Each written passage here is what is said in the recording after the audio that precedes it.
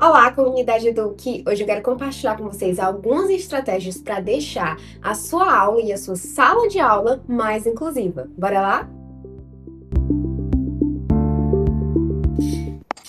Vamos começar lembrando que o objetivo desse canal é trazer estratégias de inclusão na prática.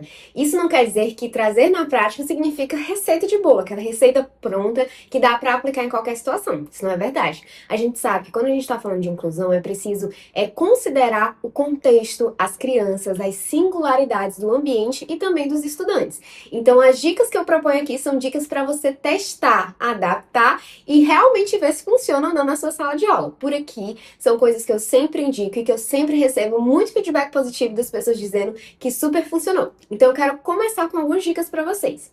A primeira delas é sobre a organização da sala de aula. Às vezes a gente escuta muito essas estratégias mais genéricas, do tipo, coloca aquele aluno que tem dificuldade perto da professora. Essa dica funciona? Funciona, mas ela não é suficiente se não vier acompanhado de outras estratégias. Então, mais do que colocar esse aluno na frente, eu diria que é importante primeiro ter o PEI dele, né? Ter o plano individual dele. Se tiver o AE na escola, né? Ter o plano do AE, mas também ter ali, junto ao professor, o que a gente chama de uma espécie de perfil do aluno. Você pode colocar para aquele aluno que tem mais dificuldades, ou aquele aluno que tem um transtorno do neurodesenvolvimento, como autismo, TDAH, colocar sempre uma ficha impressa, colocando ali as principais informações que você, professora, precisa saber dele.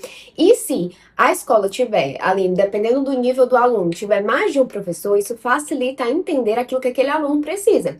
Então, nessa ficha, a ficha do perfil, ela vai estar sempre na mesa do professor e vai colocar ali informações básicas. Não precisa ser um texto, uma coisa maior do mundo, mas informações básicas sobre o funcionamento dessa criança. Então, o que é que pode desorganizar, o que é que não desorganiza, o que é que acalma, interesses básicos dessa criança. Talvez ali até mesmo colegas da turma que têm uma influência positiva sobre a criança, que ele consegue se dar bem, que ele consegue fazer trabalhos em grupos. Também colocar ali as aprendizagens que ele já consegue. Então, se já consegue ler, se já consegue identificar letras, seja o que for. E também aquilo que ele ainda não consolidou. Eu sei que parece simples, mas essas informações básicas, estando ali sempre à vista do professor, ajuda, por exemplo, para um aluno que tem um transtorno do neurodesenvolvimento, se em algum momento ele entrar em um momento de crise, de desorganização, isso ajuda o professor a saber ali como lidar com aquela criança, com aquele estudante, para poder ajudá-lo a se organizar. Então, essa é uma das primeiras dicas. Muito mais que colocar na frente, conhecer o seu aluno. E é claro que, quando a gente fala de inclusão, isso é até muito importante lembrar. A gente fala de inclusão para todo mundo. Não só para aquela criança que tem ali uma dificuldade ou uma necessidade específica, uma criança com transtorno do neurodesenvolvimento ou não, mas para toda e qualquer criança, qualquer estudante que esteja ali e realmente precise de um auxílio do professor. Inclusão, ela é para todo mundo. E é por isso que eu tenho essa dica a respeito da organização do tempo. Uma das coisas que mais deixam os estudantes ansiosos, sejam crianças típicas ou atípicas, é não saber o que é que vai fazer. Essa falta de informação, de comunicação para fazer as crianças entenderem o que é que vai acontecer ali na aula, faz com que elas fiquem agitadas, faz com que elas fiquem ansiosas para acabar logo, faz com que até mesmo elas não consigam se concentrar.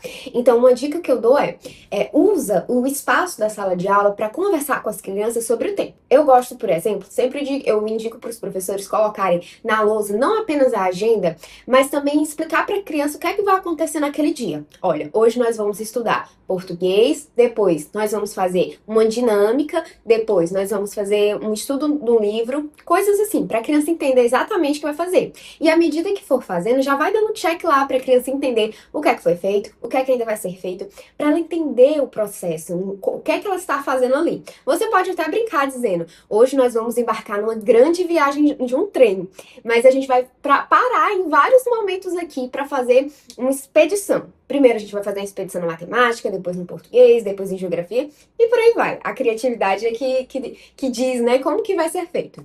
Agora vamos falar da didática, da organização pedagógica. Uma coisa que pode ajudar o professor também é pensar na didática a partir do DUA. Você sabe o que é o DUA? DUA significa Desenho Universal da Aprendizagem. Em outro momento eu posso trazer um vídeo só sobre isso para explicar com detalhes para vocês. Mas basicamente o que quer dizer o DUA? O DUA ele foi criado a partir de uma perspectiva lá da arquitetura, em que se dizia As pessoas, quando construíam prédios, elas não pensavam na acessibilidade. E aí, depois que o prédio já tinha terminado, tinha que meio que reconstruir ou fazer reparos, do tipo, eu preciso quebrar essa parede para construir ali uma rampa, ou eu preciso desmanchar essa cerâmica aqui para poder colocar o piso tátil, e assim por diante. E isso levava muito trabalho e muitas vezes acabava danificando a ideia original da estrutura. Então se criou o DUA, que é um desenho universal do que é que deveria ter em todas as construções, em referência à acessibilidade. Quando a gente traz isso para a aprendizagem, no desenho universal da aprendizagem, a gente traz isso pensando que eu não vou pensar na acessibilidade pedagógica só depois que o meu planejamento estiver feito. Quando eu estiver ali pensando no que eu vou fazer para minha aula, eu já tenho que pensar como que a minha turma, qual a melhor forma de mostrar isso para minha turma, como é que vai ser acessível para todo mundo. Então, pensar nisso antes mesmo de fazer a aula. Por quê? Adaptação, por isso que eu gosto tanto do termo acessibilidade pedagógica, porque a adaptação me lembra muito, depois que tá tudo feito, você vai ali fazer uma adaptação, um arrumadinho para tentar alcançar aquelas crianças que têm mais dificuldade. E esse não é o objetivo. O objetivo é pensar desde o início em todas as crianças. É por isso que a gente tá falando de inclusão, né? Então, quando você for planejar a sua aula, você sempre vai pensar se aquela aula ali tá atendendo a todo mundo. E isso, como que a gente pode pensar nisso? Primeiro, a gente precisa lembrar que todas as crianças, elas têm um estilo de aprendizagem. Pode ser um estilo sinestésico, que é aquela criança que gosta de aprender fazendo ali alguma coisa, né, praticando. Visual, que é aquela criança que se identifica melhor vendo imagens, vídeos e etc. De escuta, né, crianças que gostam de escutar ali uma explicação.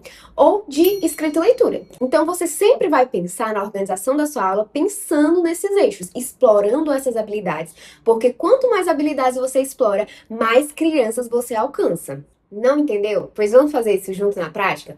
Vamos lá, vamos dizer que você tem uma aula para ministrar sobre as grandes navegações.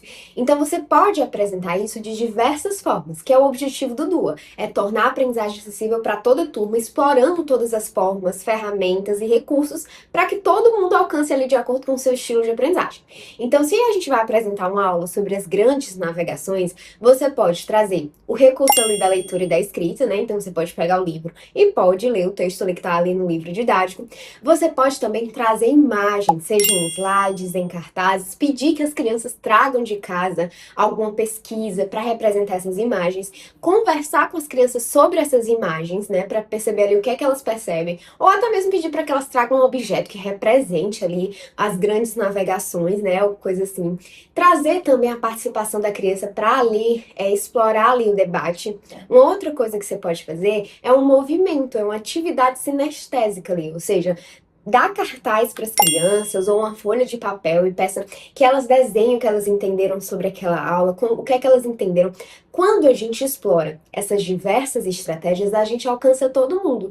Aquele estudante que já sabe ler, já sabe escrever e pode fazer muito bem uma escrita sobre o que foi dito na aula, explicado na aula, como também aquele estudante que ainda não tem essa habilidade consolidada. Mas ele pode fazer um desenho, ele pode falar, ele pode se expressar, ele pode cantar uma música, ele pode fazer de diferentes formas. Esse é o objetivo do DUA, é tornar a aprendizagem acessível para todo mundo, explorando as mais variadas estratégias. Então não existe só um jeito de fazer, de ministrar um conteúdo, né, de compartilhar um conteúdo. Não é só falando, ou não é só lendo o livro. Existem várias formas que eu poderia fazer um vídeo só de diferentes formas de fazer com que a gente ative metodologias diferentes ali para alcançar todo mundo. Então esse é um dos pontos principais. E por falar em usar diferentes estratégias e mobilizar toda a turma, você já experimentou fazer trabalhos em grupos? Isso beneficia muito todos os estudantes, porque eles acabam se empolgando ali em participar, todo mundo junto, como também os estudantes atípicos, que às vezes têm dificuldade de participar de uma aula mais tradicional. Então você pode fazer, por exemplo, uma roda de leitura. E ao invés do professor ficar unicamente ali lendo a matéria do livro, ele pode pedir para que os alunos compartilhem. E aí você pode fazer uma roda de leitura. E para aquelas estudantes, para aqueles alunos que ainda não têm a habilidade consolidada de ler, você pode pedir para que ele escute atentamente a leitura da professora, né? A professora pode ler, e aí ele vai explicar com as palavras dele o que é que foi que ele entendeu, e assim ele pode participar do grupo também. Uma outra forma de fazer, por exemplo, é dividir a turma em 2 grupos e pedir que cada grupo faça 5 perguntas. E aí o grupo A vai fazer 5 perguntas para o grupo B responder, e o grupo B vai fazer 5 perguntas para o grupo A responder. Então, Então, dinâmicas como essa descentralizam a atenção só no professor. Apesar que o professor é muito importante nesse processo de mediação, de compartilhar o conhecimento não pode ficar parado nele, até mesmo para o professor não ficar sobrecarregado. Às vezes, o professor numa sala de aula fica sobrecarregado porque ele quer tentar fazer tudo sozinho. Então, ele tenta ali aplicar uma estratégia, às vezes, muito tradicional, que não cativa os alunos, e aí os alunos começam a se desorganizar, fica aquele barulho, um fica mexendo com o outro e ninguém aprende. Aquela confusão, né? Então, é muito importante mobilizar a turma. Quando a gente faz isso, explorando as estratégias do Duo, a gente tem uma probabilidade muito maior de alcançar todo mundo. Então, se na minha organização da minha aula eu tenho 50 minutos de aula, e aí eu peguei os 20 minutos, os 10 minutos iniciais, né, primeiro, para fazer a organização, para passar para a turma as informações ali do que ia ser feito, do tempo. Depois, eu peguei os 20 minutos ali para explicar ali de uma forma mais expositiva, né, daquilo que cabe só o professor fazer, o tema da aula. E depois, os outros 30 minutos, ou 20, 30 minutos, eu usei aquele tempo ali para fazer as crianças praticarem o conhecimento, seja individual, seja em grupo, de diferentes maneiras, usando diferentes habilidades. A probabilidade dessas crianças aprenderem, de incluir todo mundo, fica muito maior. Então, é muito importante a gente explorar essas possibilidades. Mas, Raquel, e o meu estudante atípico, que você ainda não trouxe ali coisas específicas sobre ele? O que eu posso dizer sobre os estudantes atípicos sempre informar para eles, né, sobre a questão do tempo, para evitar a desorganização. Quando você for usar slides ou leitura oral de um livro, para que esse estudante não se perca ali nos inúmeros estímulos que uma sala de aula tem, eu aconselho você trazer uma versão impressa para estudante. Assim ele pode acompanhar a leitura do lugar onde ele está, né? E sempre envolvendo todo mundo. Quando for lendo, não precisa ler uma página inteira. Vai lendo ali algumas linhas, vai olhando, vai perguntando, vai chamando um ou outro aluno. Isso ajuda bastante. Uma outra coisa que ajuda é ter ali sempre na sala aquela caixinha da calma, aquele espaço onde a criança ela pode ir quando ela precisar se organizar. Mas para que ela faça isso, para que isso aconteça, é importante ali um sistema de comunicação muito claro com a criança. Você pode colocar sobre a mesa dela, por exemplo, imagens para que quando ela esteja ali sentindo que vai se desorganizar ou queira expressar alguma coisa que não esteja conseguindo, ela pode ali inclinar nas imagens. Você pode se aproximar dela e perguntar: como é que você está se sentindo? Você está com raiva? Você está chateado? Você quer me dizer alguma coisa? E aí é legal que tem ali na mesa dela imagens, né? Principalmente se ela tem essa dificuldade, às vezes, de se comunicar, para que ela possa dizer para a professora, indicando ali o que é que ela está sentindo. Isso vai ajudar muito na comunicação. Na mesa dela também pode ter ali, né, as letras do nome, pode ter ali algumas informações básicas. Não precisa colocar tudo, né? Até para não distrair, mas você pode também ter recursos impressos que quando você for utilizar, por exemplo, na aula de matemática, ela precisa reconhecer os números. Então, você pode colocar sobre a mesa dela um papel, né? Pode ser plastificado para durar mais, os números ali que ela precisa conhecer, né? Então, todas essas estratégias são estratégias que ajudam. E é claro que cada caso é individual, então não tem como dizer estratégias específicas sem que eu conheça o estudante que você está trabalhando. Mas essas estratégias ajudam qualquer criança. É por isso que eu digo, a inclusão é para todo mundo. E quando a gente fala aqui de inclusão, a gente está falando de estratégias que beneficiam a toda e qualquer criança, inclusive aquela criança que não é atípica, mas tem ali uma dificuldade acentuada de aprendizagem. Então, colocar essas informações acessíveis perto da criança ajuda o trabalho do professor, porque às vezes o professor está lá na frente falando sobre o assunto e ela não está se conectando porque ela não está conseguindo entender, processar aquele vocabulário ou aquelas informações, ou tem muito estímulo na sala e ela está se distraindo. Então, quando você traz para perto, você consegue alcançar ela de uma forma diferente. Bem, hoje a gente falou sobre muitas coisas, né? Muitos temas, mas eu vou deixar você refletindo um pouco sobre eles. Como eu disse, refletindo também como é que essas estratégias se adequam à sua realidade, se adequam ao cenário no qual você vive, né? Onde você trabalha, para poder aplicá-las, né? Realmente de uma forma que funcione para sua turma. E logo depois eu volto aqui trazendo mais vídeos sobre inclusão na prática, sobre estratégias que a gente pode fazer para tratar ali de uma educação mais inclusiva que envolva a todo mundo. Eu espero que você tenha gostado desse vídeo. Se você gostou, compartilha com alguém, segue a gente nas redes sociais e o mais importante, todas essas dicas e muitas outras está lá no meu e-book, um e-book gratuito, criado especialmente para educadores. Eu vou deixar o link aqui na descrição e você pode acessar por aqui ou também por nossas redes sociais. Tchau, tchau. Vejo vocês logo mais.